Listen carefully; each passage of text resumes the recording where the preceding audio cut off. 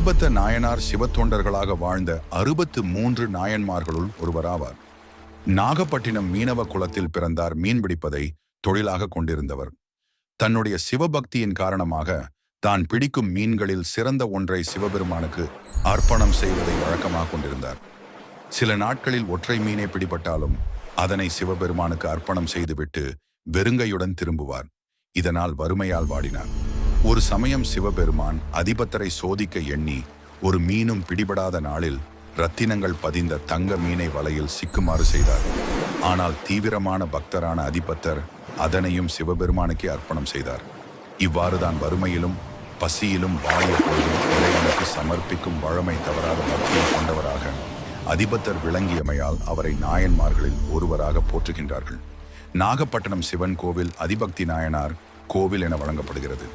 இவரை விரிதிரை சூழ் கடர்நாகை அதிபத்தற்கடியேன் என்று திருத்தொண்டர் தொகையில் சுந்தரமூர்த்தி சுவாமிகள் குறிப்பிடுகிறார்.